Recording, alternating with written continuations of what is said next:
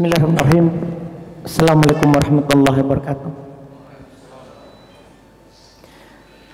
Innal hamdalillah nahmaduhu wa nasta'inuhu wa nastaghfiruh wa na'udzu billahi min shururi anfusina wa min sayyiati a'malina.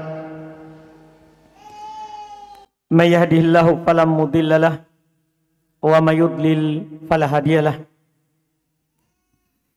Asyhadu an la ilaha illallah wahdahu la syarika lah wa asyhadu anna Muhammadan abduhu wa rasuluh.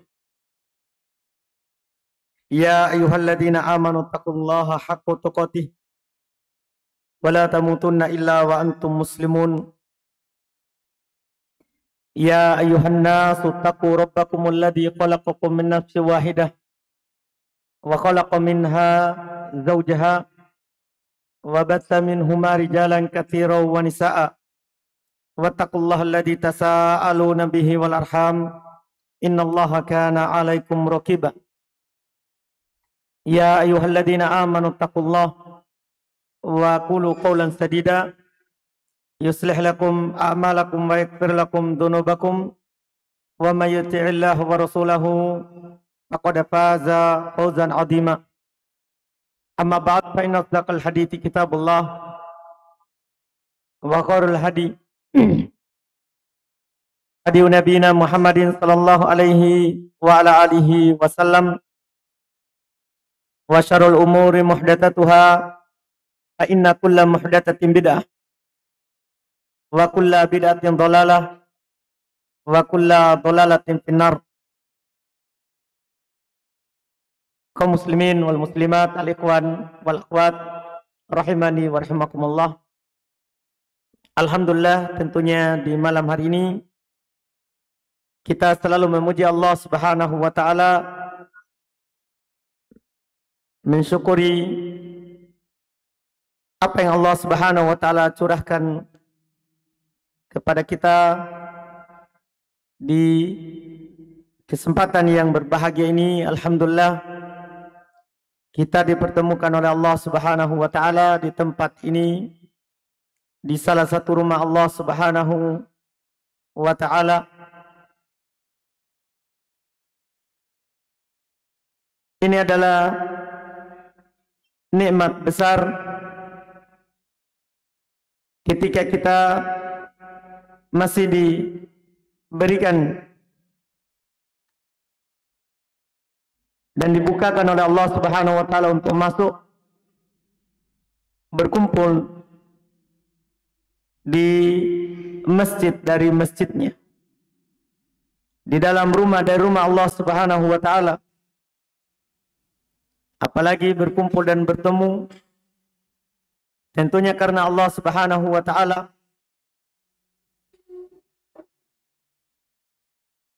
Untuk mendengarkan ayat-ayat Allah Subhanahu wa taala serta hadis dari Nabi kita Muhammad sallallahu alaihi wa ala alihi wasallam. Di kesempatan yang berbahagia ini, di perjumpaan kita di malam hari ini, kita akan berbicara tentang pentingnya ilmu dalam membangun pribadi dan keluarga.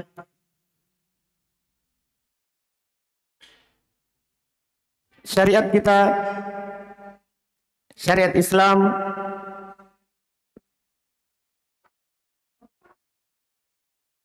datang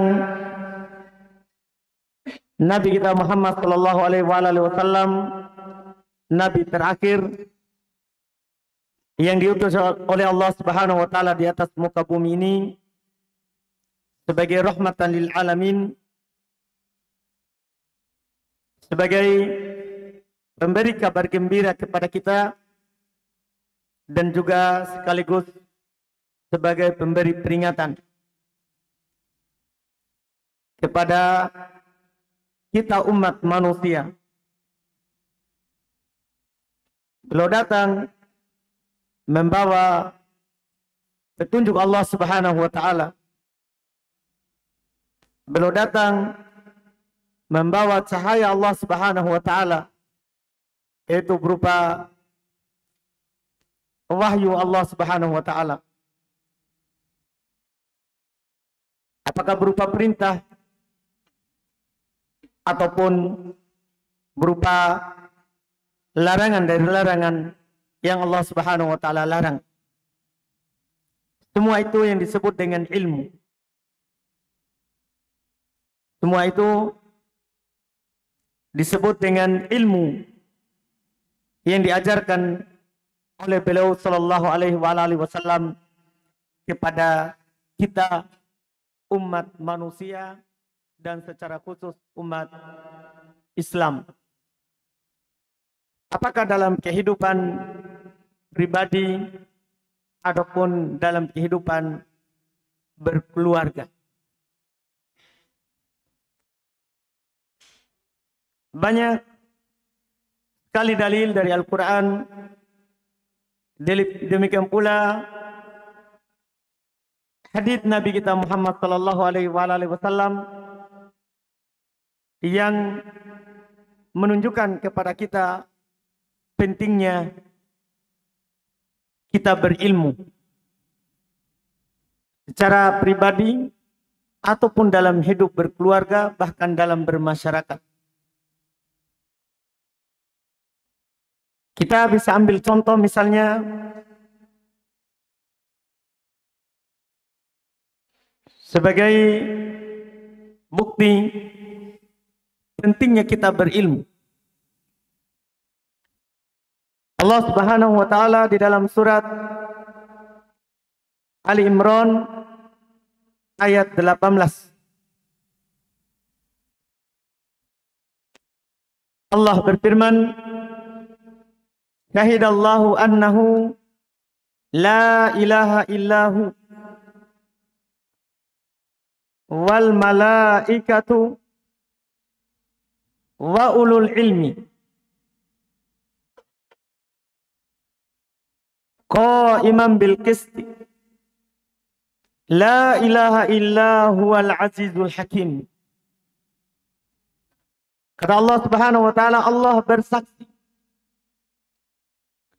bahwasanya tidak ada yang berhak disembah kecuali Dia.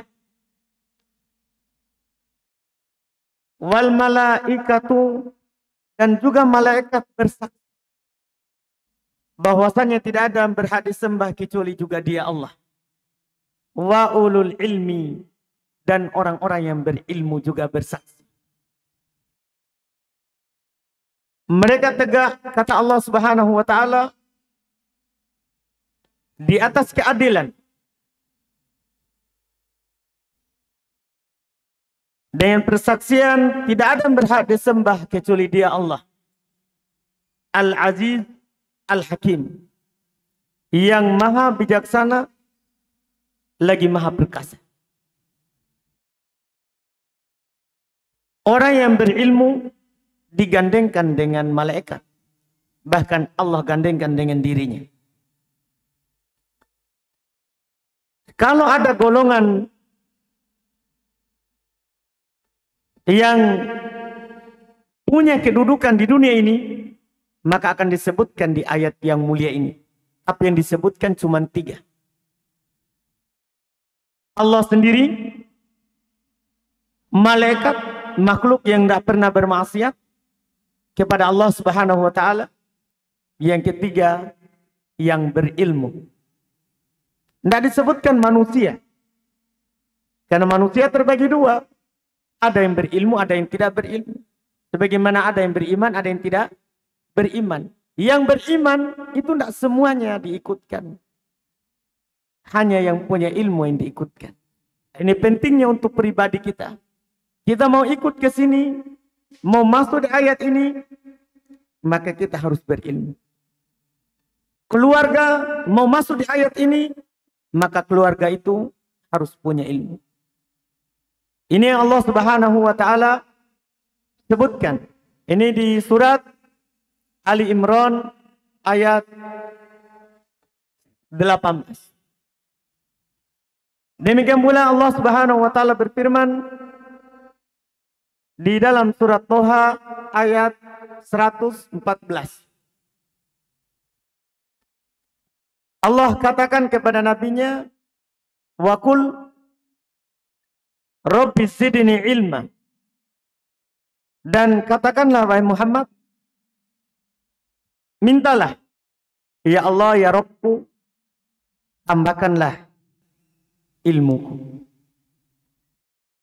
Disebutkan oleh para ulama rahimahumullah dari kalangan al-mufassirin, kalau seandainya yang dalam kehidupan dunia ini ada yang lebih penting daripada ilmu untuk pribadi, keluarga dan masyarakat, maka pasti akan diperintahkan untuk diminta.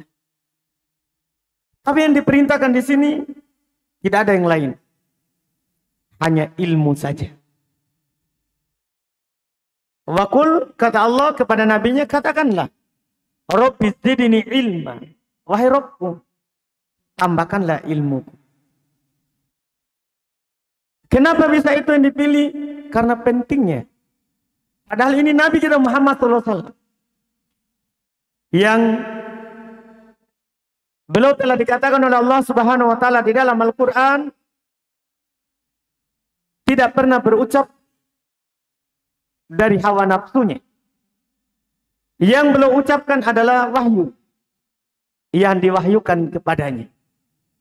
Tapi bersamaan dengan itu, beliau tetap diperintahkan untuk berdoa, meminta tambahan ilmu. Apa ini yang ditunjukkan oleh ayat ini? Apa isyaratnya? Isyaratnya adalah pentingnya itu ilmu. Padahal dalam kehidupan dunia ini banyak yang harus kita minta. Ada harta, anak keturunan, ada istri, banyak yang kita minta. Tapi karena yang paling penting dalam kehidupan dunia ini bukanlah harta, karena harta dengan ilmu akan datang. Istri, demikian pula anak-anak kita yang akan kita miliki akan mampu kita didik kalau kita punya ilmu. Kalau kita punya ilmu. Ini yang Allah Subhanahu wa taala katakan. Demikian pula dalam surat Saba ayat 6. Allah Subhanahu wa taala berfirman, "La yarul ladzina utul ilma alladzi unzila ilaika min rabbika huwal haqq wa yahdi ila siratil azizil hamid." Orang-orang yang diberikan ilmu, yang bisa melihat bahwa yang diturunkan kepada kamu wahai Muhammad adalah benar dan memberikan petunjuk kepada jalan Allah yang maha perkasa lagi maha terpuji. Ini isyarat besar untuk kita kaum muslimin. Allah katakan,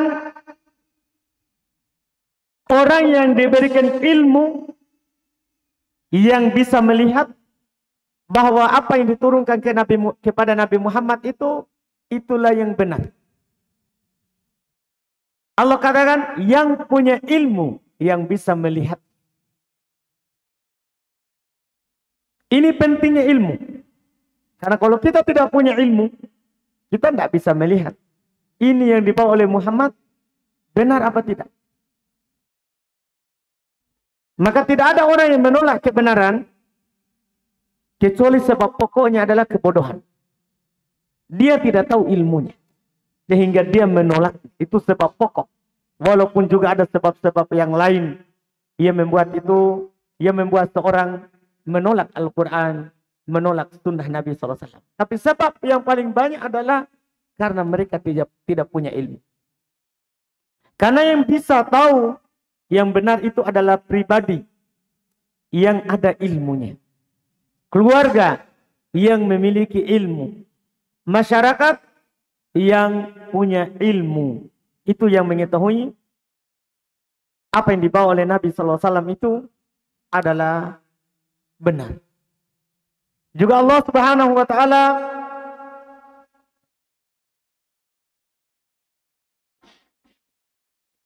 sebutkan di dalam surat Al-Mujadalah ayat 11.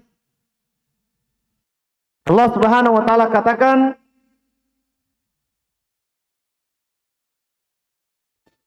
ya ayyuhalladzina amanu idza qila lakum tafassahu fil majalis fafsahu yafsahillahu lakum wa idza qila anshuzu fanshuzu yarfa'illahu alladzina amanu minkum walladzina utul ilma darajat wallahu bima ta'maluna khabir. Allah katakan di awal ayat, wahai orang-orang yang beriman, apabila dikatakan kepada kalian, lapangkanlah dalam majlis, maka lapangkanlah. Kalau ada yang bilang, berikan keluasan, maka luaskan. Allah Subhanahu wa taala akan melapangkan untukmu. Wa idza qila anshuzu fanshuzu. Kata Allah, kalau dikatakan kepada kamu, berdirilah kamu, maka berdirilah. Maka berdirilah. Dan setelah itu Allah katakan terkait dengan majlis, yarfa'illahu alladhina utu wa yarfa'illahu alladhina amanu minkum. Allah mengangkat derajat orang-orang yang beriman di antara kalian, walladzina utul ilma, dan orang-orang yang diberikan ilmu. Di sini disebutkan dua golongan yang diangkat derajatnya dalam bermajelis. Pertama, orang yang beriman. Yang kedua, orang yang diberikan ilmu. Ini sekali lagi isyarat dari Allah Subhanahu wa taala kepada kita bahwa pribadi yang tinggi kedudukannya adalah pribadi yang beriman dan punya ilmu. Demikian pula keluarga yang tinggi derajatnya di sisi Allah adalah keluarga yang beriman dan berilmu. Bahkan orang yang beriman yang punya ilmu tidak sama dengan orang yang beriman yang memiliki ilmu. Pribadi yang punya ilmu itu tidak sama dengan pribadi yang tidak punya ilmu. Karena kenapa? Dengan ilmulah kita bisa selamat dari cobaan dan ujian dalam kehidupan dunia ini. Tanpa ilmu, kita tidak bisa melihat ini yang kita hadapi sekarang, ujian atau cobaan dari Allah Subhanahu wa taala, atau bukan. Kita bisa melihat sebagai contoh apa yang terjadi pada kaumnya Nabi Musa alaihissalatu wassalam. Mereka diuji oleh Allah Subhanahu wa taala dengan kekayaan yang dimiliki oleh Qarun. Pernah suatu hari disebutkan oleh Allah Subhanahu wa taala kisahnya di dalam surat Al-Qasas. Di kisah yang panjang bisa dibaca di ayat 79 sampai 82. Kisahnya Qarun bersama kaumnya Nabi Musa alaihissalatu wassalam. Qarun juga termasuk kaum Nabi Musa. Cuma dia ketika diberikan kekayaan, dia sombong. Sampai kata Allah pernah dia keluar kepada orang-orang miskin, itu sebagai ujian. Allah katakan, faqaraja ala qaumihi fi zinatih. Dia keluar kepada kaumnya dalam keadaan dia menggunakan seluruh kemewahan. Maka manusia terbagi dua. Dalam bersikap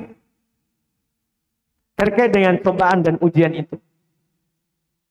Ada yang tidak punya ilmu dan ada yang punya ilmu. Kita bisa melihat bagaimana beda ucapan mereka. Supaya kita paham bahwa ilmu itu penting untuk pribadi kita. Dan penting untuk keluarga. Kata Allah Subhanahu wa taala menjelaskan golongan yang pertama. Qala alladziina yuriduna al-hayata dunya. Ya laita lana mithla ma utiya Qarun. Berkata orang-orang yang menginginkan kehidupan dunia. Yang menginginkan kehidupan dunia. Duhai, seandainya kita dikasih seperti Qarun juga. Ini golongan pertama. Golongan yang kedua, wa qala alladziina utul ilma. Berkata orang-orang yang diberi ilmu. Ini juga isyarat untuk kita bahwa orang yang rakus terhadap kehidupan dunia itu orang yang tidak punya ilmu. Dan dia akan mengira dia akan hidup selama-lamanya. Iya. Ini yang kedua, waqala alladziina utul ilma. Berkata orang-orang yang diberikan ilmu, wailakum, celaka kalian. Thawabullahi khairun liman amana wa amila sholihah. Celaka kalian. Pahala dari Allah itu lebih baik daripada apa yang ada di Qarun. Pahala Allah itu lebih baik bagi orang yang beriman, lagi beramal dengan amalan soleh. Ini saat ujian terjadi. Satunya mengharap seperti yang didapatkan oleh Qarun. Sementara yang satu lagi itu hanya sementara. Apa yang di sisi Allah lebih baik bagi orang yang beriman lagi beramal soleh. Setelah itu apa yang terjadi? Allah Subhanahu wa taala setelahnya berkata, faqasafna bihi wa bidarihil ardh. Kami pun tenggelamkan Qarun dengan rumahnya beserta seluruh hartanya. Sampai sekarang orang sering bilang harta karun. Harta yang tertimbun. Iya. Kami tenggelamkan dia bersama rumahnya dan seluruh hartanya ke dalam bumi. Dan Allah katakan, "Fama kana lahu min fi'atin yansurunahu min dunillah." Tidak ada seorang pun yang bisa membantunya dari selain Allah. Wa makana minal muntasirin. Dan dia memang tidak akan ditolong. Setelah itu, siapa yang menyesal? Dari dua golongan yang pertama tadi, yang menyesal adalah yang tidak punya ilmu. Yang tidak paham kalau itu hanyalah ujian. Itu hanyalah cobaan. Makanya kata Allah, asbahal ladzina tamannau makanahu bil ams wa ka'anna Allah yabsutu rizqa liman yasha'u min ibadihi wa yaqdir laula an mannallahu alaina laqasafa bina. Maka jadilah orang-orang yang kemarin yang menginginkan seperti Qarun. Mereka bilang, duhai, sungguh Allah melapangkan rezeki kepada siapa yang dia kehendakinya dan menyempitkan kepada siapa yang dikehendakinya. Kalau Allah Subhanahu wa taala tidak memberikan kepada kita, atau kalau Allah memberikan kepada kita seperti yang diberikan kepada Qarun, kita juga akan tenggelam. Jadi mereka sadar setelah ujian itu berlalu, setelah cobaan itu lewat, sementara orang yang berilmu, karena mereka paham dari awal ini adalah ujian, tidak ada penyesalan setelahnya. Ini pentingnya ilmu. Dengannya kita bisa melihat dari awal. Sebelum terjadi, kita sudah paham bahwa ini hanya ujian. Ini hanya cobaan. Sementara orang yang bodoh, itu nanti dia sadar kalau sudah lewat. Sudah berlalu. Sudah berlalu. Ini semua adalah isyarat dari Allah Subhanahu wa taala pentingnya kita punya ilmu sebelum semuanya menimpa dan menerpa kita dalam kehidupan pribadi atau dalam kehidupan berkeluarga. Ini beberapa ayat dan hadis Nabi kita Muhammad sallallahu alaihi wasallam tentunya sangatlah banyak yang menggambarkan kepada kita serta mendorong kita untuk berilmu. Di antaranya ada hadis yang diriwayatkan oleh Imam Al-Bukhari dan Imam Muslim dari Muawiyah radhiyallahu taala anhu, dia pernah berkhutbah di atas mimbar dan berkata, Sami'tu Nabiya sallallahu alaihi wasallam yaqul. Saya mendengar Nabi sallallahu alaihi wasallam bersabda, Man yuridillahu bi khairan yufaqihu fiddin. Siapa saja yang Allah Subhanahu wa taala inginkan kebaikan kepadanya, maka Allah akan pahamkan dia dalam agama. Pribadi yang baik pasti akan Allah berikan hidayah untuk paham agama.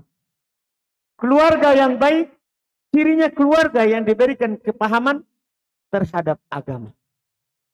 Ini langsung Allah Subhanahu wa taala kata, Nabi SAW katakan. Ciri pribadi yang baik kalau kita melihat dia semangat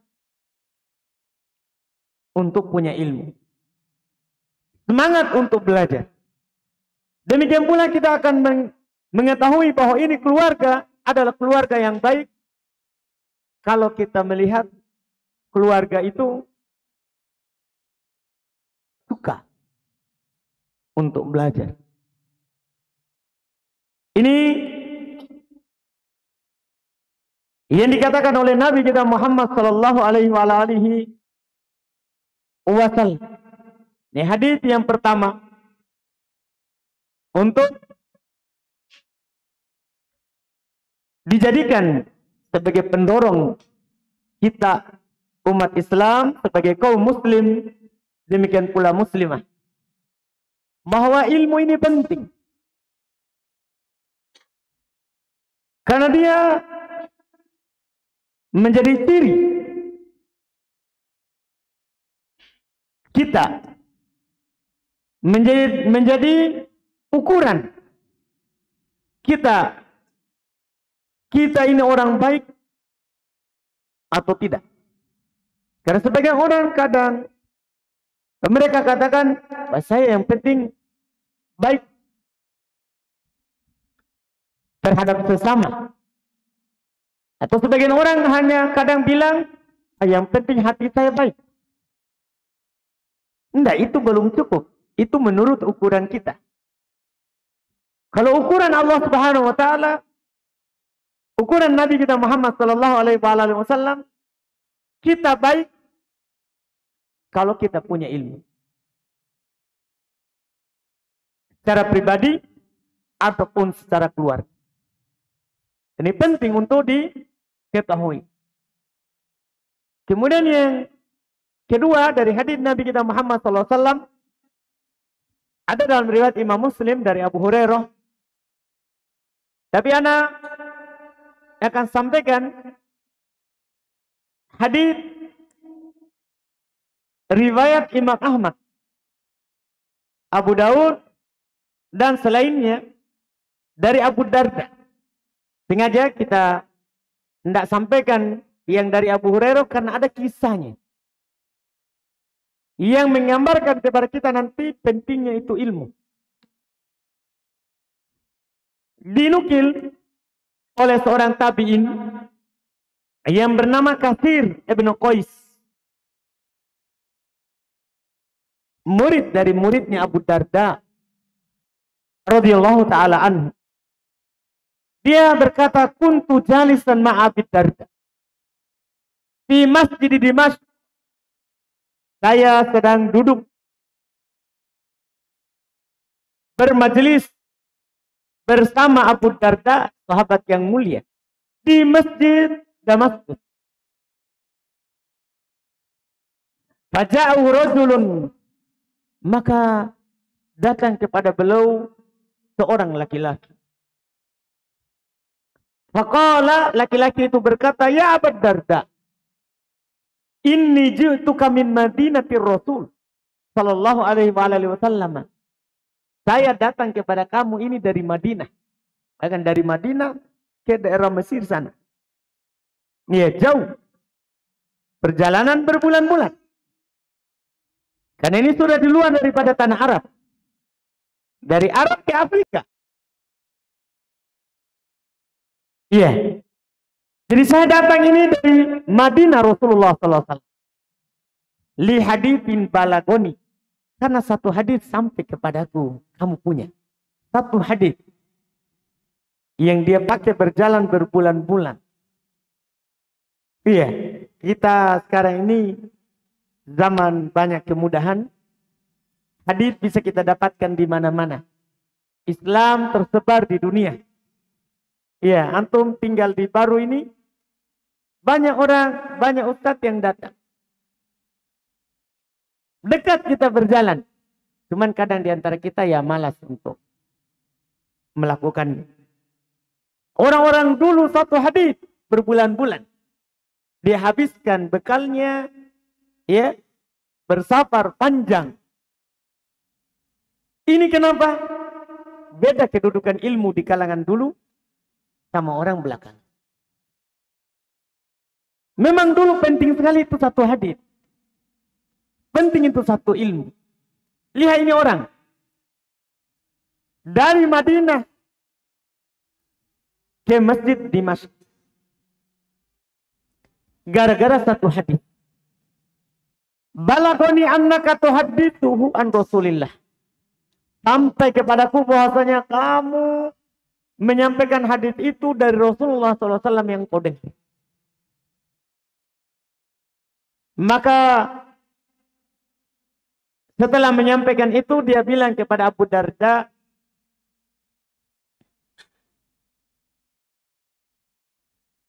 yang dia sampaikan tadi, dan dia juga bilang, ma ji'tu lihajatin, saya tidak datang ke sini karena kebutuhan lain. Cuman memang mau dapat hadis. Tidak ada perdagangan yang saya mau lakukan. Pokoknya tidak ada kebutuhan apa-apa. Kecuali belajar. Mau dengarkan itu satu hadis. Maka Abu Darda ketika mendengar itu, beliau langsung sampaikan hadis sebagai kabar gembira kepada orang itu. Beliau katakan, fa inni sami'tu Rasulullah sallallahu alaihi wasallam yaqul, saya sungguh mendengar Rasulullah sallallahu alaihi wasallam bersabda, man salaka tariqan yatlubu fihi ilman salakallahu bihi tariqan min turukil jannah. Siapa yang menempuh sebuah perjalanan karena dia mencari ilmu, maka Allah Subhanahu wa taala akan membuatnya dengan sebab itu dia akan menempuh satu jalan dari jalan-jalan menuju surga. Ini pentingnya ilmu. Kita pergi mendatangi majelis ilmu, itu kita pergi menempuh jalan menuju surga Allah.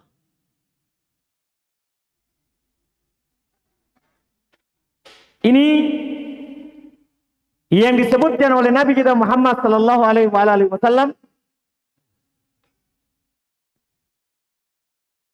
di dalam hadis ini dilewat Abu Darda radhiyallahu taala anhu, dan tidak sampai di situ.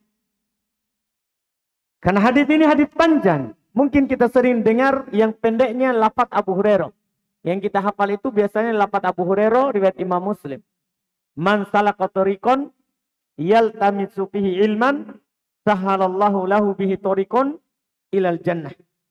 Siapa menempuh sebuah perjalanan yang dia tempuh karena ingin mencari ilmu, maka Allah akan mudahkan baginya untuk jalan menuju surga. Itu hadis Abu Hurairah. Hadis Abu Darda ada sambungannya lain. Beliau sampaikan lanjut, wa innal malaikata la tad'u ajnihataha ridon li talibil ilmi. Sungguh para malaikat itu meletakkan sayap-sayapnya menaungi orang yang belajar karena ridho terhadap apa yang mereka lakukan. Karena ridho terhadap apa yang mereka lakukan. Ini keutamaan kedua. Dia menjadi sebab kita mudah masuk surga. Yang kedua, malaikat dalam kehidupan dunia ini akan selalu menaungi kita. Kemudian yang ketiga, kata Abu Darda, Nabi SAW bersabda, wa innal alimah la yastaghfiru lahu man fis samawati wa man fil ardh. Orang yang punya ilmu, pribadi yang berilmu, keluarga yang berilmu, itu apa yang ada di langit dan apa yang ada di bumi, itu memintakan ampun untuknya. Memintakan ampun untuknya. Wal hitan fi jawfil ma'. Bahkan kata Nabi, ikan yang berada di dalam air. Bukan lagi hanya orang yang memintakan ampun untuknya. Ini kalau kita punya ilmu. Semua memintakan ampun untuk kita. Penduduk langit, malaikat. Penduduk bumi, banyak. Ada manusianya, ada hewan. Ya, semua memintakan ampun untuk yang punya ilmu. Dan juga kata beliau, Nabi SAW bersabda, wa inna fadlal alim. Inilah alasannya kenapa kita sampaikan yang hadits Abu Darda lebih panjang. Wa inna fadlal alimi, dan sungguh keutamaan yang berilmu alal abid, daripada orang yang rajin beribadah saja. Rajin beribadah bagus, tapi kalau dibandingkan dengan yang punya ilmu, jauh. Lihat perbandingannya. Sungguh utamanya orang yang berilmu daripada ahli ibadah, kafadlil qamari lailatal badri, seperti keutamaan bulan purnama ala sairil kawakib, atas seluruh bintang. Banyak bintang di langit, tapi saat purnama yang kita lihat hanyalah bulan purnama. Itulah bedanya yang punya ilmu dengan hanya rajin ibadah. Siang dia puasa, malam dia sholat, tapi tidak punya ilmu. Atau punya ilmu hanya sekedar tentang ibadahnya itu. Dibandingkan dengan yang punya ilmu, itu seperti bulan malam purnama dibandingkan dengan seluruh bintang. Ini yang berkata Nabi kita Muhammad sallallahu alaihi wasallam. Yang terakhir kata Nabi sallallahu alaihi wasallam, wa innal ulama'a warasatul anbiya. Dan sungguh para ulama, orang-orang yang punya ilmu, itu pewaris para nabi. Berapa kita punya ilmu, segitulah warisan yang kita dapat. Tentunya tidak ada di antara kita yang tidak mau jadi pewaris. Semuanya mau jadi pewaris nabi.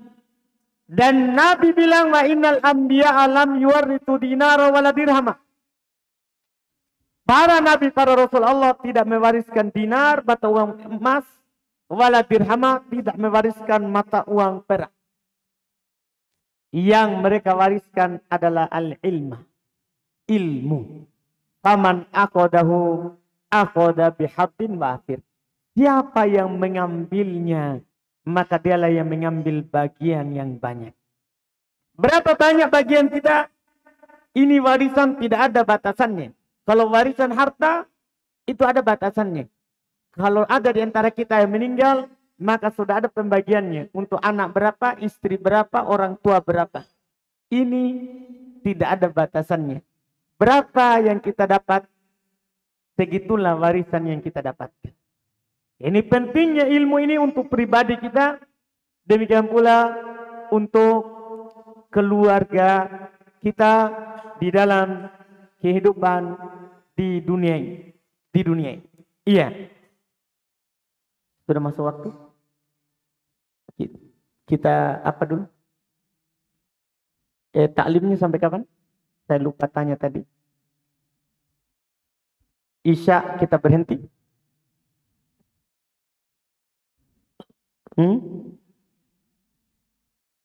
Jadi setelah Isya, jadi sholat dulu. Oh, sholat dulu baru kita lanjut. Baik.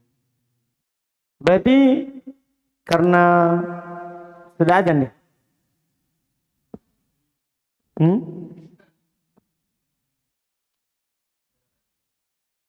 Baik. Tidak apa-apa, kita sudah dulu untuk persiapan Isya. Nanti insya Allah berarti kita lanjut setelah sholat Isya insya Allah.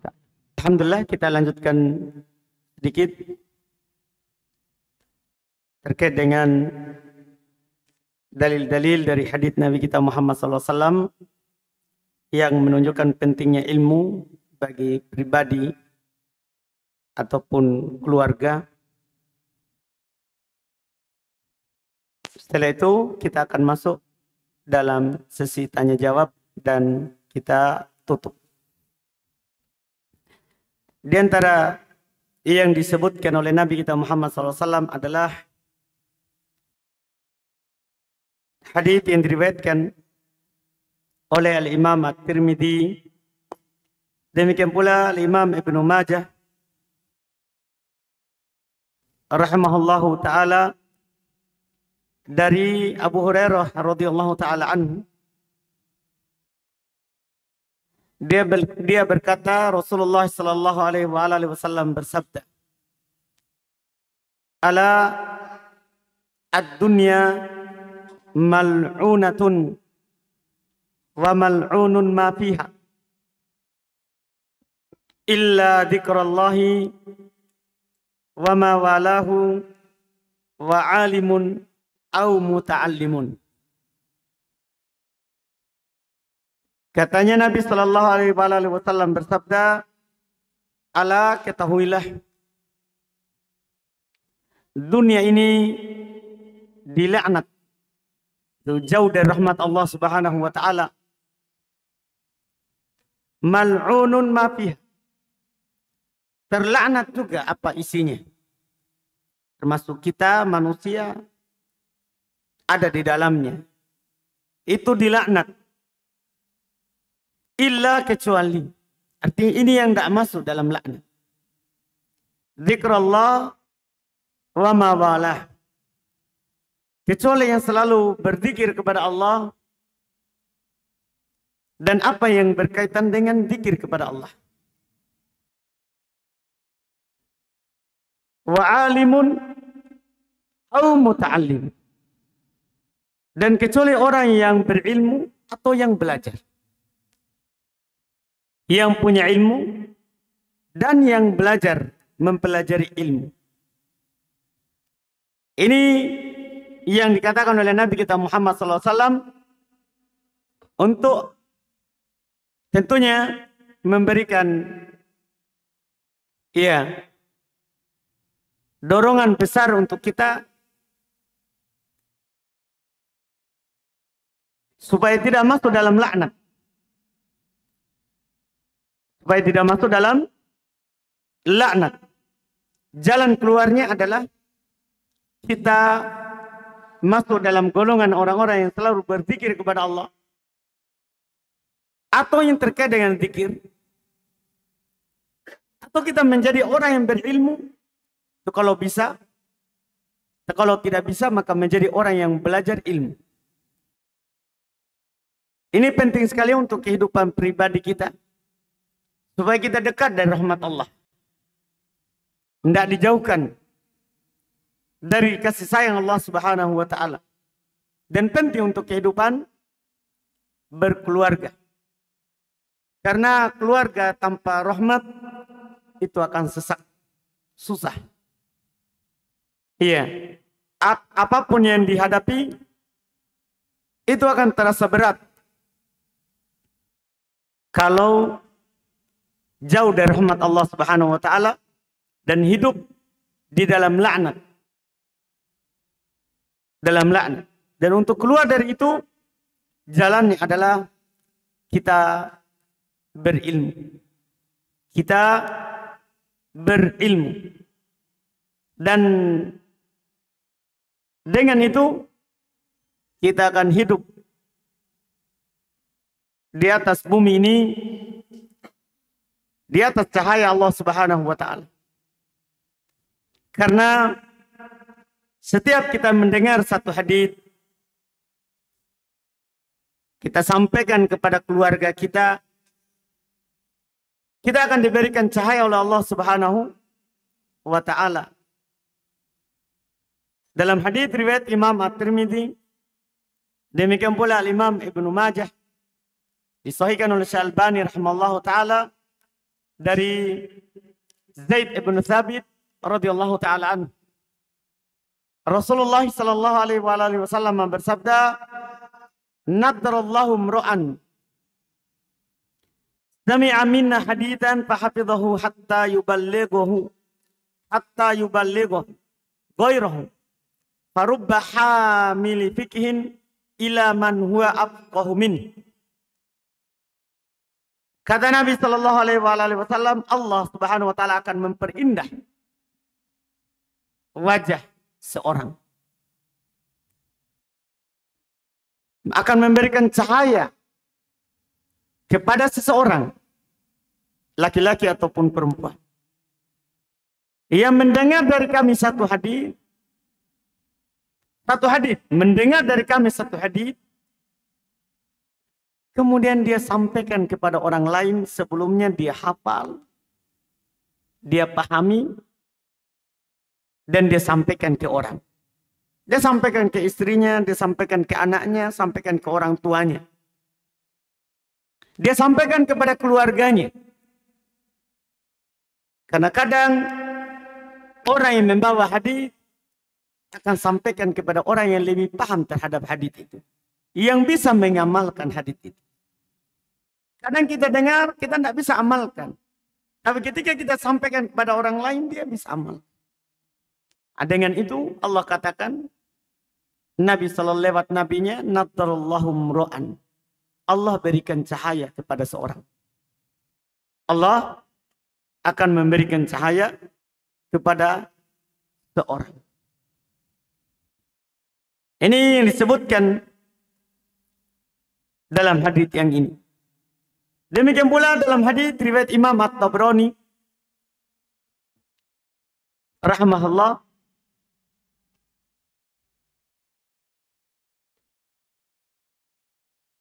sebagai kabar gembira bagi orang-orang yang pergi belajar, khususnya di masjid. Khususnya yang dia datangi adalah rumah dari rumah Allah Subhanahu wa taala.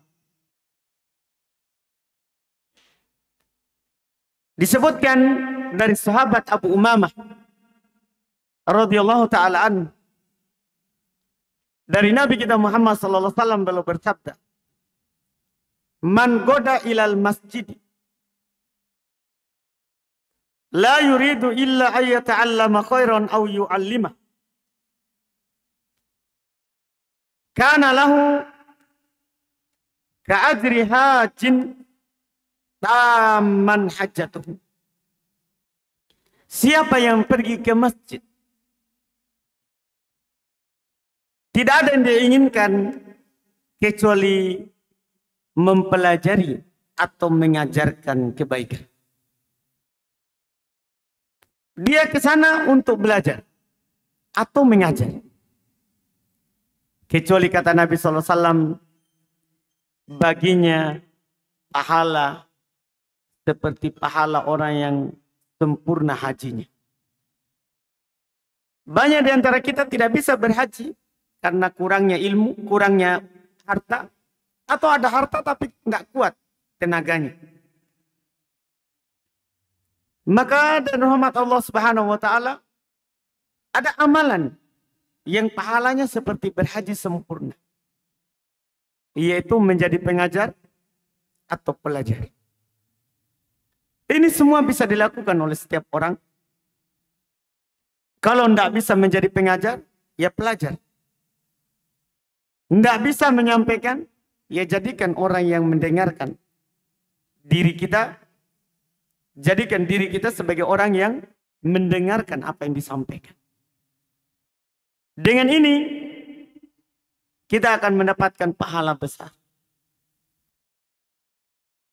Diri kita dan keluarga kita, semuanya akan sama-sama mendapatkan kebaikan ini kalau kita tentunya lakukan karena Allah Subhanahu wa taala semata. Ini beberapa hadis dan banyak lagi. Tentunya hadis dari Nabi kita Muhammad SAW yang menunjukkan pentingnya kita untuk belajar agama Allah Subhanahu wa taala. Pentingnya bagi kita untuk memahami Al-Quran dan memahami sunnah Nabi kita Muhammad sallallahu alaihi wasallam. Karena tidak ada jalan lain yang bisa mendekatkan diri kita kepada Allah Subhanahu wa taala kecuali dengan jalan ilmu. Dan kalau ada jalan, maka tidak ada jalan yang melebihi ilmu. Kalau ada jalan yang membuat kita dekat kepada Allah Subhanahu wa taala, maka itu tidak bisa melebihi dan menandingi kita mendekatkan diri kepada Allah dengan yang namanya berilmu. Apakah mendengarkannya atau menyampaikannya. Bahkan sebagian para ulama rahimahumullahu ta'ala mereka sebutkan la darajata ba'da nubuwati afdal minal ilm. Tidak ada kedudukan yang lebih tinggi setelah kenabian daripada kedudukan ilmu. Tidak ada kedudukan yang lebih tinggi setelah kenabian daripada kedudukan berilmu. Daripada kedudukan berilmu. Oleh karena itu, tentunya sebagai seorang muslim dan seorang yang mukmin percaya akan apa yang dijanjikan yang ada di sisi Allah Subhanahu wa taala, mereka tentunya tidak akan pernah meluputkan satu kesempatan pun kalau itu terkait dengan ilmu, terkait dengan apa yang diwariskan oleh Nabi Muhammad sallallahu alaihi wasallam. Apakah berupa Quran atau berupa hadis dari Nabi kita Muhammad sallallahu alaihi wasallam. Ini sedikit yang kita bisa sampaikan. Kalau ada ikhwan ataupun akhwat yang memiliki pertanyaan, silakan diajukan, boleh ditanyakan secara langsung atau lewat kertas. Wallahu a'lam. Silakan.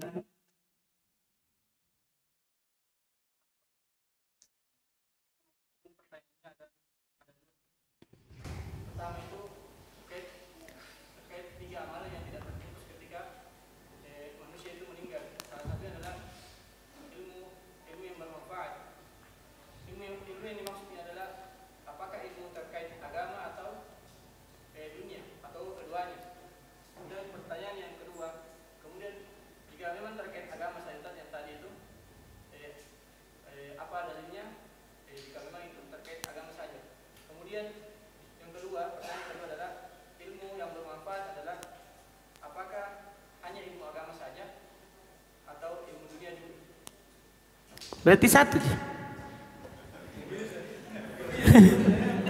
Iya, baik. Satu ji. Iya. Baik. Jadi di pertanyaan tadi itu termasuk hal yang tidak kita sampaikan tadi itu hadits Abu Hurairah dari Nabi kita Muhammad sallallahu alaihi wasallam, bahwasanya beliau bersabda, "Idza matal insan in qata'a min amalihi illa min thalathatin." Apabila seorang itu meninggal, maka terputus amalannya kecuali salah satu dari tiga. Kecuali salah satu dari tiga. Kata Nabi SAW, "Sadaqatun jariyatun," sedekah yang terus mengalir manfaatnya. Kemudian yang kedua, "Awaladun solihun yad'ulah," atau anak soleh yang selalu mendoakannya. Kemudian yang ketiga, "Ilmun yuntafa'u bih," ilmu yang selalu diambil manfaat dengannya. Ilmu yang selalu diambil manfaat dengannya. Ini menunjukkan pentingnya ilmu untuk kita secara pribadi ataupun secara keluarga. Karena walaupun kita masuk dalam kuburan, maka pahalanya masih tetap kita bisa dapatkan. Jadi bagian pahalanya bukan hanya di dunia, tapi juga ketika sudah kita masuk ke dalam kuburan kita. Nah sekarang pertanyaannya, ilmu apa ini yang diinginkan?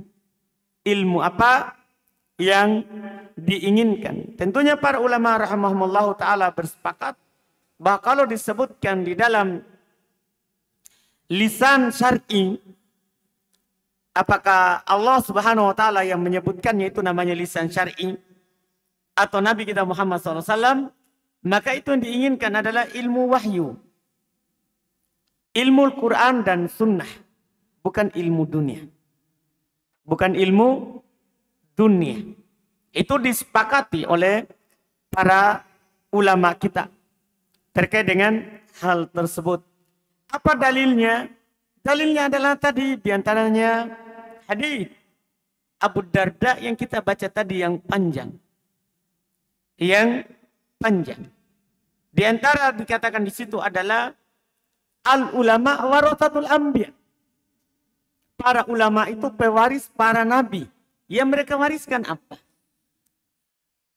Kan hanya ilmu. Ilmu yang mereka wariskan apa? Ilmu dunia atau ilmu akhirat? Ilmu agama. Ya, ilmu agama. Adalah ilmu agama, bukan ilmu dunia. Bukan ilmu dunia. Karena juga Nabi SAW katakan, antum a'lamu bi umuri dunyakum.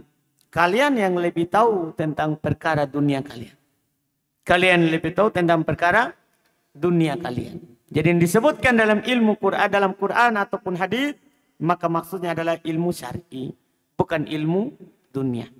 Bukan ilmu dunia. Itu wallahu a'lam.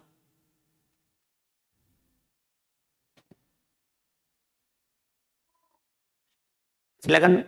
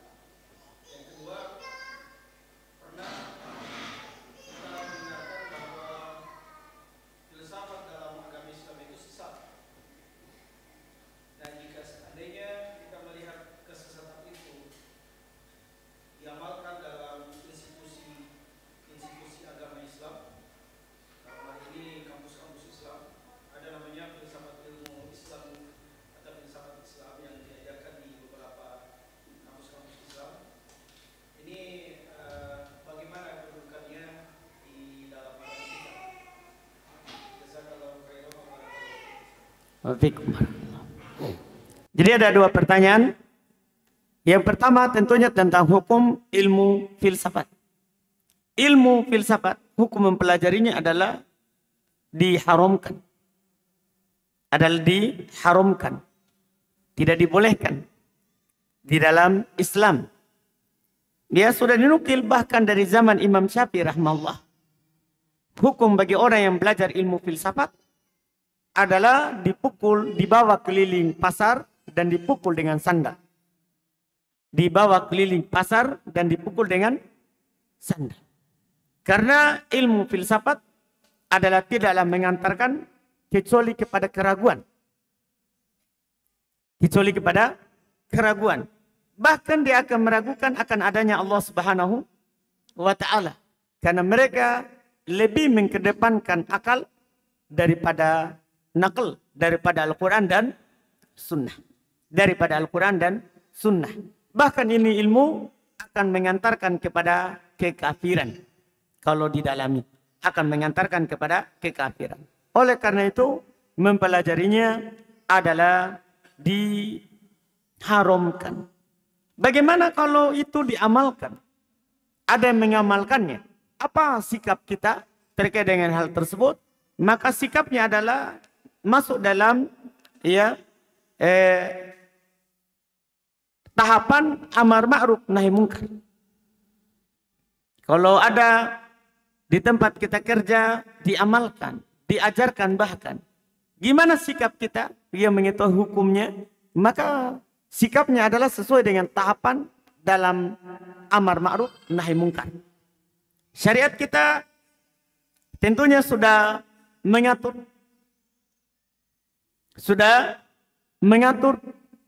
cara bersikap terkait dengan kemungkaran yang terjadi. Dan ilmu filsafat ini termasuk kemungkaran. Kita dalam hal ini lakukan apa yang disebutkan dalam hadits Abu Sa'id Al-Khudri radhiyallahu taala anhu. Beliau katakan Nabi sallallahu alaihi wasallam bersabda, "Man ra'a minkum munkaron falyughayyirhu biyadihi." Siapa di antara kalian melihat kemungkaran, ubah dengan tangan. Ini kalau tidak melahirkan kemungkaran yang lebih besar. Ubah dengan tangan. Kita tahan orang untuk mempelajarinya. Fa'illam yastati, kalau tidak mampu, falyughayyirhu bilisani. Kalau tidak mampu, ubah dengan lisan. Kita sampaikan kepadanya bahwa itu tidak boleh. Ini juga kalau tidak melahirkan kemungkaran yang lebih besar. Karena kadang kalau kita ingkari, akhirnya kita tidak lulus dari kuliah kita. Iya, Gara-gara kita bermasalah dengan dosen kita, akhirnya ujian akhirnya tidak ditandatangani. Kenapa? Dia tidak mau percaya yang saya ngomong.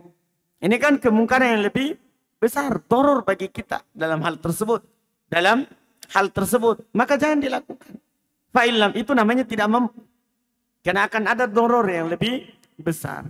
Maka kita tahap terakhir adalah kata Nabi SAW, fa'ilam yastati fa'ibiqolbi. Siapa yang tidak mampu maka cukup dengan hati. Kalau ada orang melakukannya, ada orang mengajarkannya, bahkan kita ingkari dalam hati.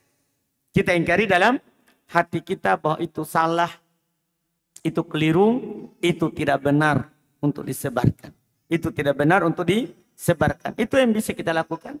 Kalau hal itu ada. Kalau hal itu ada. Cukup kita amalkan sunnah, kita sebarkan sunnah, insya Allah ya bid'ah dan kesesatan itu akan hilang dan mati dengan sendirinya. Wallahu a'lam. Bagaimana dengan hadis yang menyatakan bahwasannya ilmu itu tidak akan dicabut, tidak akan diangkat kecuali mengangkatkannya para ulama. Ulama di sini Ustaz, termasuk ulama-ulama yang menyebutkan kepada penyimpangan, kebatilan. Baik. Bagaimana dengan hadis yang mengatakan bahwa ilmu itu tidak akan dicabut kecuali dengan dicabutnya ulama. Ulama di sini maksudnya apa? Ulama maksudnya ulama milah, ulamanya agama. Ulamanya agama, bukan ulama sesat. Kalau ulama sesat dicabut, alhamdulillah kita berbahagia dengannya. Mati lagi penyeru kesesatan. Ya, matinya ulama sesat itu kebahagiaan bagi alam. Kebahagiaan bagi alam semesta. Karena hilang lagi orang yang menyeru kepada kesesatan. Makanya dinukil dari para salaf dulu, generasi terbaik. Kalau ada orang menyerukan kesesatan, bahkan ada di antara mereka yang menyembelinya di hari Id. Seperti yang dilakukan kepada seorang yang penyeru aliran sesat yang bernama ya Jaham ibn Sofwan. Dia ini menolak ayat-ayat sifat. Jadi ada ayat firman-Nya Allah Subhanahu wa taala dalam Al-Qur'an, Allah As-Sami Al-Basir, Allah Maha mendengar, Allah Maha melihat, Allah punya pendengaran, Allah punya penglihatan, dia tolak. Ayat-ayat yang sangat banyak. Suatu saat dia disembelih di hari Id. Pemerintah waktu itu dia berkhutbah, dia bilang silakan kalian berkurban. Adapun saya akan berkurban dengan Jaham bin Sofwan. Nah, itu orang dulu. Itu orang dulu yang dilakukan terhadap orang-orang sesat. Maka yang diinginkan dengan ulama di situ adalah ulama yang mengajarkan kepada jalan Allah Subhanahu wa taala, yang bukan ke jalannya syaitan. Bukan ke jalannya syaitan. Itu yang dimaksudkan kalau mereka wafat maka telah dicabut ilmu, diangkat ilmu. Wallahu a'lam.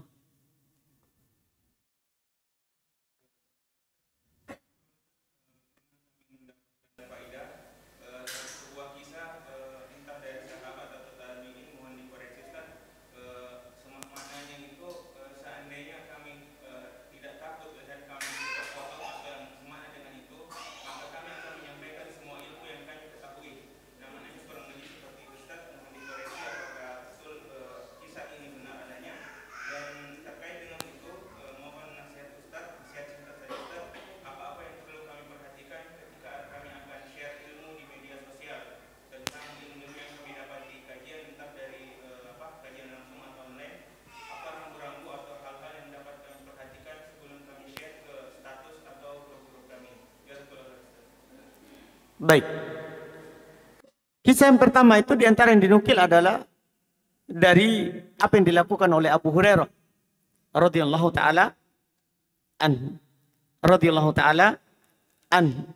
Bahwasanya yang beliau sampaikan itu kepada kita adalah baru setengahnya. Sebagian yang lain beliau simpankan.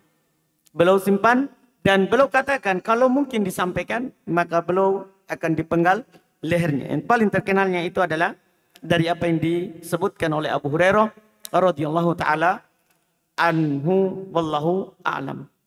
Kemudian yang kedua, nasihat bagi kita yang ingin yang mendapatkan faedah kemudian kita share. Ya, nasihatnya adalah kita bagi kalau tempat kita bagi itu paham apa yang kita sebutkan. Apa yang kita bagikan. Dan bermanfaat untuk mereka. Serta mereka butuhkan apa yang kita mau bagikan itu. Karena datang ucapan dari Ali bin Abi Thalib radhiyallahu taala anhu, kata beliau, hadithun nas bima ya'rifun. Sampaikan kepada orang apa yang mereka bisa paham. Apa yang mereka bisa mengerti. Itu yang perlu kita sampaikan. Karena tidak semua yang kita dengar di majelis kita, itu orang-orang bisa paham apa yang kita mau sampaikan. Karena ada ilmu mungkin mereka belum dapat, sehingga mereka sulit untuk memahaminya. Mereka sulit untuk memahaminya. Jadi kita sampaikan apa yang bisa mereka pahami. Apa yang bisa mereka pahami. Itu yang pertama. Yang kedua, apa yang bermanfaat untuk mereka. Karena Allah Subhanahu wa taala berfirman, "Adzakir inna fa'ati dzikr." Berikan peringatan, berikan nasihat. Kalau nasihat itu bermanfaat. Jadi kalau belum bermanfaat, tahan dulu. Karena boleh mengakhirkan penjelasan sampai waktu dibutuhkan. Boleh kita akhirkan faedah yang kita dapat sampai orang butuhkan. Sampai orang butuhkan. Iya. Jadi tunggu hal itu bermanfaat, baru kita sampaikan. Tunggu momennya bermanfaat, baru kita sampaikan hal tersebut supaya bisa berguna. Bisa berguna apa yang kita sampaikan. Apa yang kita sampaikan. Itu yang perlu diperhatikan terkait dengan apa yang ingin kita bagi, apa yang ingin kita share. Kemudian yang terakhir, kita harus perhatikan ini yang saya sampaikan apakah tidak akan menimbulkan fitnah atau akan menimbulkan fitnah. Akan menimbulkan fitnah. Karena sebagian daripada sunnah itu kita kadang tidak lakukan, itu lebih baik daripada kita lakukan. Kita bagi ke orang, ya, kadang itu tidak terlalu baik dibandingkan dengan kita simpan dulu. Dibandingkan dengan yang kita simpan dulu untuk diri kita atau untuk keluarga kita yang paham hal tersebut. Yang paham hal tersebut. Jadi kalau akan mendatangkan keributan, doror, ya, di tengah orang, maka kita tidak sampaikan, kita tahan dulu, itu lebih aman dan lebih hati-hati. Kita sampaikan yang lain, ya, kita sampaikan yang lebih bermanfaat dan yang lebih berguna, itu mungkin lebih cocok untuk mereka, wallahu a'lam. Silakan, Pak.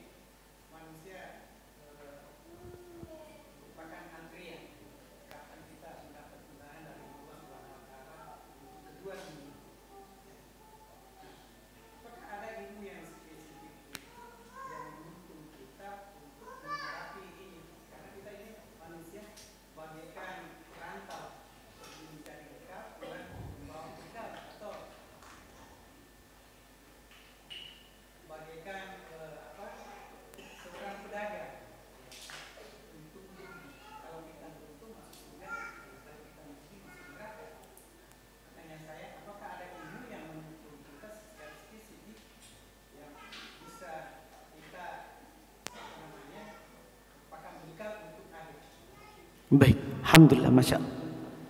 Iya. Pertanyaan Alhamdulillah, Masya Allah, sangat bagus dari orang tua kita. Tentunya ada apa dalam syariat kita, dinukil dari hadis Al-Bara' bin Azib radhiyallahu taala anhu tentang apa yang kita tanyakan itu. Jadi hadisnya panjang, kita bisa petik kesimpulan nanti ilmu apa sebenarnya yang paling pokok. Yang pertama kita bisa dapatkan manfaatnya bahkan saat masuk ke kuburan. Yang mana kalau di situ baik, kita berhasil, maka kita akan berhasil di berikutnya. Karena kuburan adalah awal daripada tempat menuju akhirat. Jadi dalam hadis Al-Bara' bin Azib itu Pak, menceritakan tentang wafatnya seorang yang beriman dan seorang yang fajir, yang tidak beriman, atau al-murtab yang ragu. Yang ragu. Diceritakan dari awal dicabut ruhnya, dibawa naik ke langit, kemudian dikembalikan ke jasadnya saat dikubur. Dua golongan itu. Jadi langsung singkat, ketika sudah seorang mukmin itu dikubur, datang dua malaikat mendudukannya di dalam kuburannya. Ketika teman-temannya sudah kembali, suara sandalnya masih dia dengar, tapi sudah kembali. Jadi setelahnya langsung datang malaikat mendudukannya, bertanya kepadanya tentang 3 pertanyaan. 3 pertanyaan. Tidak ditanya yang lain. Yaitu pertanyaan pertama, man rabbuk? Siapa Rabbmu? Pertanyaan yang kedua, wa ma dinuk? Apa agamamu? Pertanyaan yang ketiga, wa man nabiyuk? Siapa nabimu? Siapa nabimu? Kata Nabi al-mu'min, orang yang beriman itu akan menjawab, Rabbi Allah, Rabbku Allah. Wa dinil Islam, agamaku adalah Islam. Wa Nabi Muhammadun, dan nabiku adalah Muhammad. Yang menjadi titik poin kita adalah setelahnya. Setelah dia berhasil menjawab, dia ditanya, di mana kamu tahu? Dia bilang, qara'tu kitab Allah. Saya baca kitab Allah. Saya belajar. Saya belajar. Maka setelah itu dilapangkan kuburannya sejauh mata memandang. Dibukakan pintu surga dan dia lihat tempat duduknya nanti ketika kembali kepada Allah. Jadi dia punya ilmu tentang 3 itu. Dia tahu ilmu tentang Allah. Dia tahu ilmu tentang agamanya. Dan dia tahu ilmu tentang nabinya. 3 ilmu ini. Ilmu pokok. Yang kedua, amal murtab. Adapun yang murtab, orang yang ragu. Sama juga didudukan di dalam kuburannya. Ditanya dengan 3 pertanyaan. Tapi dia hanya menjawab, haha la adri. Haha saya tidak tahu. Sami'tu an-nasa yaquluna syai'an faqultu. Saya dengar orang bilang, ya saya juga bilang. Saya melihat orang lakukan, saya juga lakukan. Maka kata malaikat padanya, ma daroita wala talaita, kamu tidak pernah mau tahu, tidak pernah baca. Iya, dia bilang tidak pernah. Disempitkan kuburannya, dibukakan pintu neraka, diperlihatkan tempat duduknya di neraka. Kan tidak tahu 3. Tidak tahu 3. Maka ilmu yang wajib kita pelajari itu, samping ilmu lain adalah yang paling pokok tentang 3 ini. Siapa Rob yang kita sembah? Apa agama yang kita anut? Dan siapa nabi yang kita ikuti? Tiga ini harus kita tahu ilmunya. Tiga ini harus kita tahu ilmunya. Yang akan mengantarkan kita kepada kebahagiaan ketika kita masuk ke dalam kuburan kita. Ke dalam kuburan kita. Itu Pak yang paling pokok. Wallahu a'lam. Silakan. Pertanyaan saya, bagaimana kedudukan mempelajari ilmu duniawi dalam perkembangan syariat, dan apakah dalam mempelajari atau mengajarkan ilmu dunia itu termasuk perbuatan sia-sia dalam pandangan syariat? Jazakallah khair. Baik, ilmu dunia, kalau ilmu tersebut bermanfaat bagi umat, tidak mengantarkan kepada dosa dan maksiat, dan tidak melelehkan dari Allah Subhanahu wa taala, maka mubah dipelajari. Mubah dipelajari, hukum asalnya mubah.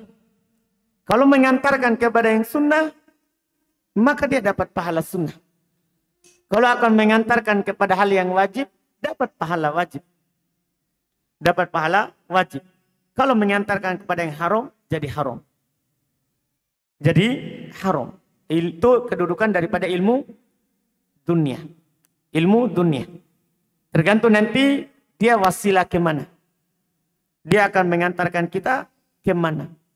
Kalau kepada hal yang bermanfaat, hal yang baik jadi baik. Kalau hal yang tidak baik, maka akan menjadi tidak baik. Wallahu a'lam.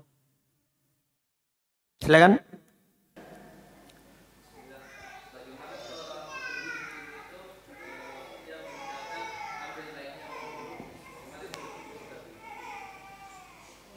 Kenapa? Gimana?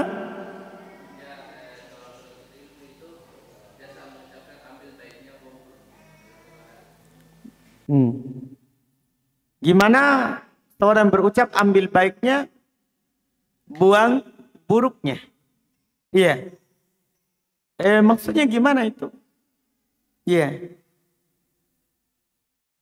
Kita ambil baik dan buang buruknya. Enggak tahu apa yang dimaksudkan dengan ucapan. Iya. Karena ucapan ini bisa diarahkan kepada hal yang baik, bisa diarahkan kepada hal yang buruk. Pada hal yang buruk. Kalau dalam artian karena ini kita akan samakan semuanya, ya, biar jahat juga kan baik juga. Maksudnya kalau akan mengantarkan kepada itu, ya, maka itu akan berbahaya. Itu akan berbahaya. Ucapan yang seperti itu sebaiknya dijauhi oleh penuntut ilmu. Oleh penuntut ilmu. Karena bisa baik, bisa juga tidak baik. Bisa juga baik, bisa juga tidak baik. Wallahu a'lam. Silakan, silakan.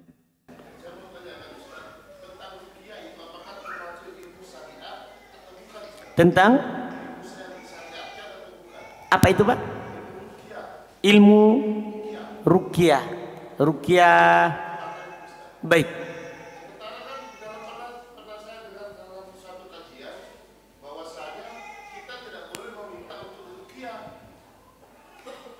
Baik. Baik. Terkait dengan ilmu ruqyah. Ya. Ilmu ruqyah maksudnya yang Bapak pertanyakan tentunya ruqyah syariah. Karena ruqyah itu Pak ada dua. Ilmu ruqyah itu baca-baca itu ada dua. Ada baca-baca yang syirkiyah. Ini kalau ilmunya diambil dari syaitan. Tapi saya yakin yang Bapak tanyakan adalah yang ruqyah syariah. Yang pakai ayat-ayat atau hadits Nabi SAW. Ya, mempelajari ilmu itu apakah termasuk hal yang boleh atau tidak? Boleh pendapat. Maksudnya cara murqyah terkait dengan ayat-ayatnya, hadis-hadisnya. Termasuk ilmu syar'i. Karena itu bermanfaat untuk orang. Untuk mengobati mereka. Betul. Betul. Kita dilarang untuk meminta diruqyah. Bukan dilarang, Pak. Tidak ada larangannya. Tidak ada larangan untuk meminta diruqyah.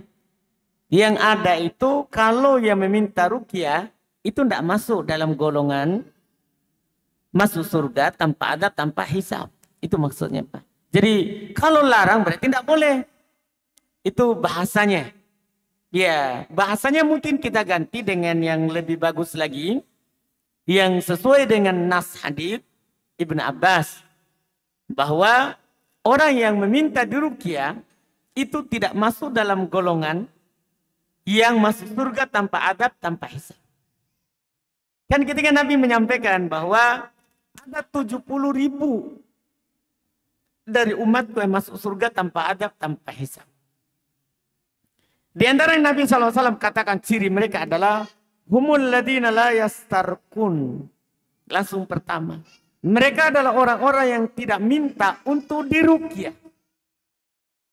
Bukan dilarang untuk meruqyah. Tapi mereka cirinya adalah orang-orang yang tidak meminta untuk diruqyah. Seperti itu, Pak. Itu si ciri yang masuk surga tanpa adab, tanpa hisab.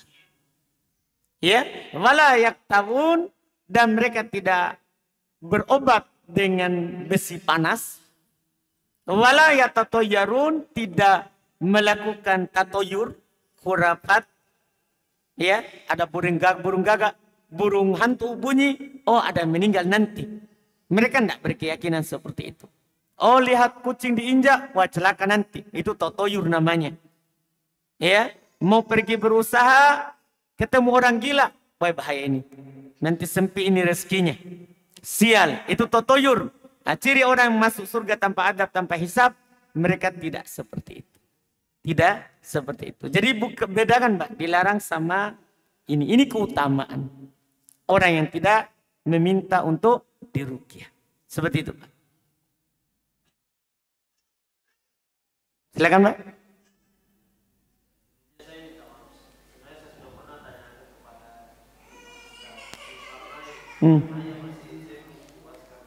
Kalau sudah kita tanya, Pak, itu kenapa kita tanyakan lagi ke saya? Itu seperti kita mau tanya kepada orang yang di langit jauhnya sama orang yang berada di sumur bor. Iya, Pak.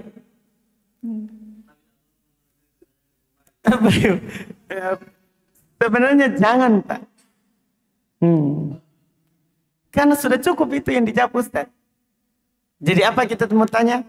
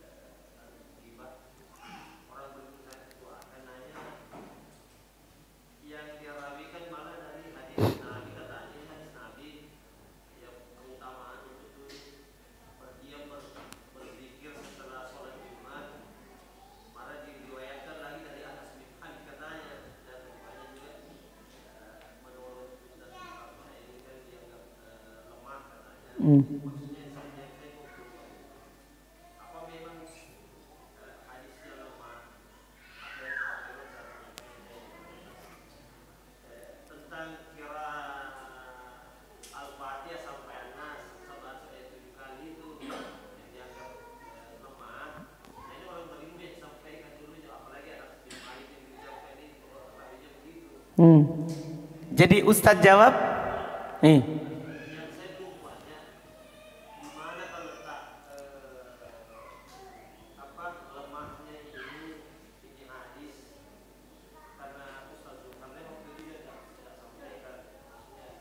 jadi hadis tentang apa tadi kita bilang? Hadis tentang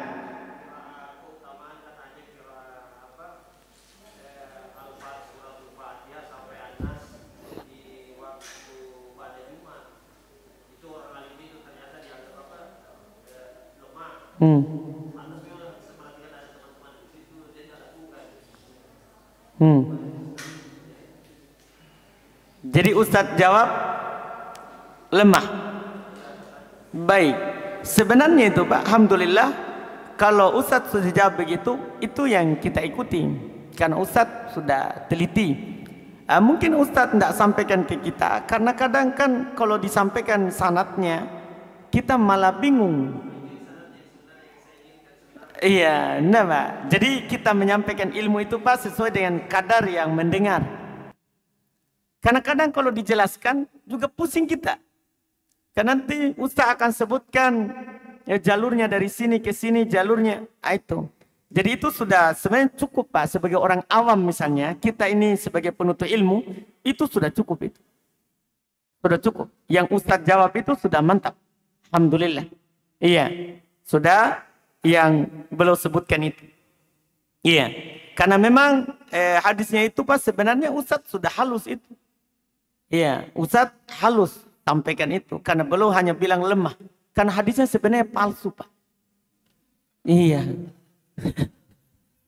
Jadi sebenarnya Pak. Jadi itu hadis itu yang tadi itu keutamaannya tidak bisa mendukung dan tidak bisa didukung. Karena palsu. Iya, rawi-rawinya tidak dikenal. Rawi-rawinya tidak dikenal. Itu yang disampaikan.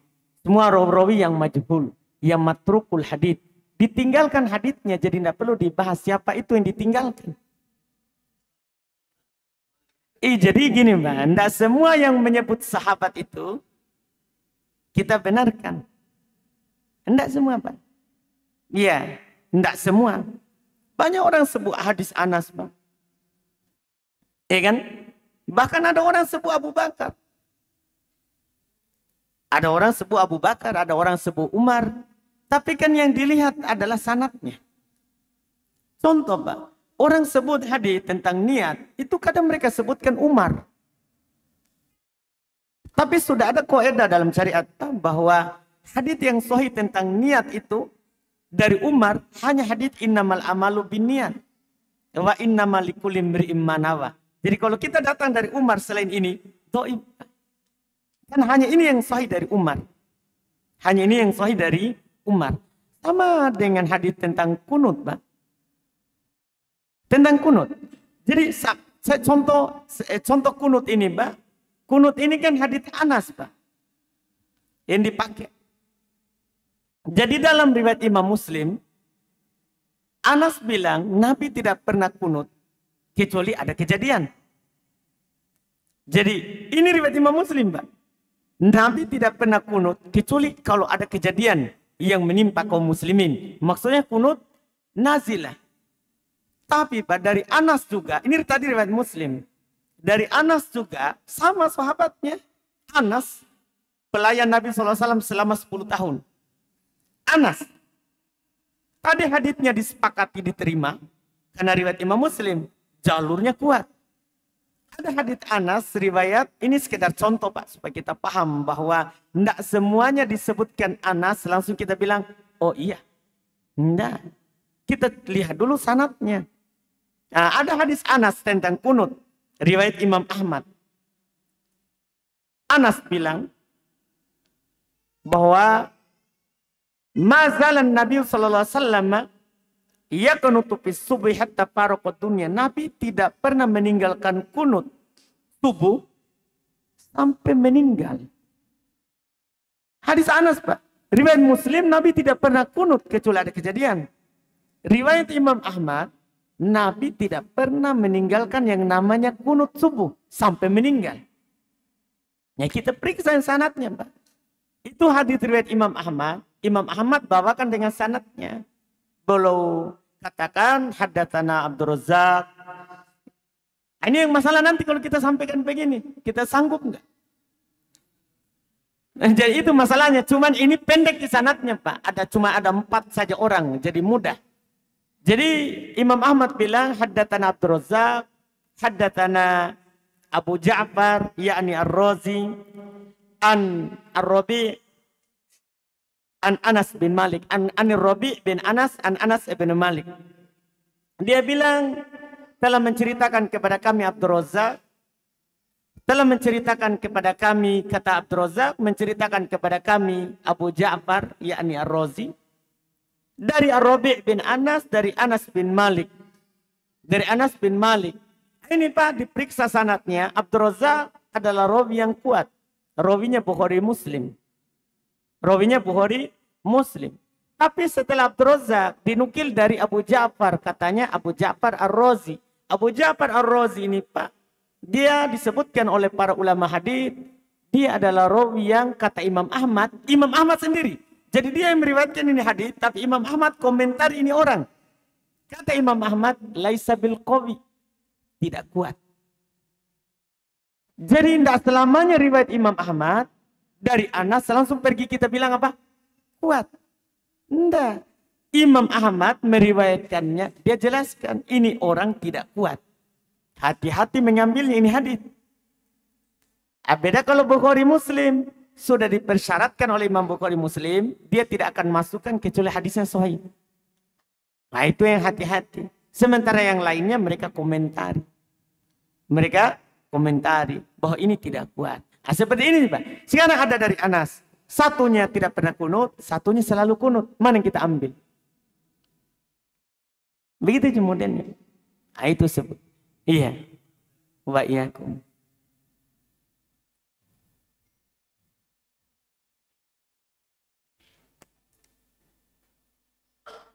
Ini ada pertanyaan. Apa rincian prioritas ilmu yang harus dipelajari wanita? Wanita dalam mempelajari ilmu sama dengan laki-laki. Prioritas ilmu yang pertama adalah tentunya tentang syahadat. Tentang syahadat. Kalau kita sudah paham itu, maka pelajari sholat. Kalau sudah paham tentang zakat. Tentang zakat. Itu yang paling pokok. Itu yang paling pokok. Ya tentang syahadat dimaklumi ya, kita pelajari di tauhid. Tentang sholat ini semua mencakup, maksudnya apa-apa yang membuat sholat kita sah dan membuat sholat kita tidak sah. Yang membuat sholat kita tidak sah. Demikian pula tentang zakat. Setelah itu dia pelajari apa yang terkait dengan dirinya. Apakah tentang darah haidnya, ya, nifasnya, tentang hijabnya. Hal-hal yang terkait dengan dirinya secara khusus sebagai seorang muslimah. Yang paling pokok adalah tauhid yang harus dia prioritaskan.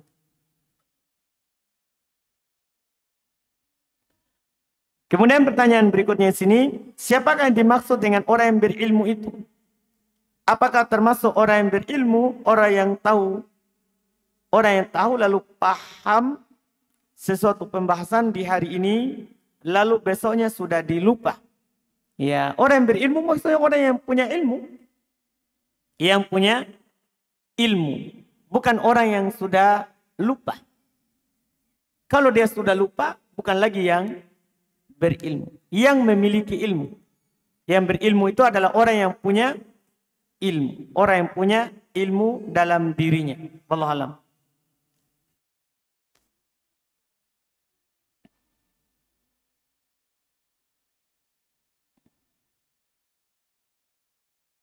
Tadi Ustadz menyampaikan bahwa ketika orang berilmu maka semua yang ada di bumi ini akan memohonkan ampun untuk kita. Pertanyaannya, orang yang berilmu di sini maksudnya harus punya ilmu yang banyak baru mendapatkan dua doa tersebut. Jika semisal kita hanya punya ilmu tentang fikih sholat saja. Semisalnya, apakah kita juga termasuk orang yang katakan iya termasuk. Iya, kadarnya yang beda. Kadar keutamaan kita adalah tergantung kadar ilmu yang kita punya. Kadar doa pengampunan yang kita akan dapatkan tergantung kadar ilmu yang kita miliki. Tergantung kadar ilmu yang kita miliki. Kadarnya yang beda. Adapun keutamaannya semua dapatkan. Iya. Semua dapatkan. Kalau kita tahu tentang ilmu fikih sholat saja. Yaitu kadar yang kita akan dapatkan. Doa dan permintaan ampun. Dari semua yang ada di atas langit dan di bumi. Itu wallahualam. Baik, mungkin kita cukupkan, alhamdulillah. Iya. Ini yang punya kertas dari akhwat tadi. Nanti cari orangnya. 2 kertas. Ini ada buku hadiah. Iya. Kemudian di Ikhwan tadi. Ada yang bertanya. Berapa orang tadi? Banyak ya. Tapi kita yang duluan. Siapa yang paling pertama tadi? Kita ya. Baik. Yang kedua siapa tadi? Kita Pak. Baik, alhamdulillah. Yang ketiga? Baik. Kedua, yang ketiga. Yang keempat? Baik. Baik Pak. Yang kelima kita Pak. Alhamdulillah kita kelima dan habis. Iya. Itulah keutamaan yang duluan. Alhamdulillah. Baik, alhamdulillah kita cukupkan berarti. Jazakumullah khairan atas kehadirannya dan atas kesempatan yang diberikan kepada kami. Semoga Allah Subhanahu wa taala membalas semua yang terlibat dalam kegiatan ini. Kita cukupkan, semua yang benarnya itu semata dari Allah, yang salahnya dan kekurangannya itu dari kami dan dari syaitan. Subhanallah bihamdik, asyhadu an la ilaha illa anta astaghfiruka wa atubu ilaik. Assalamualaikum warahmatullahi wabarakatuh.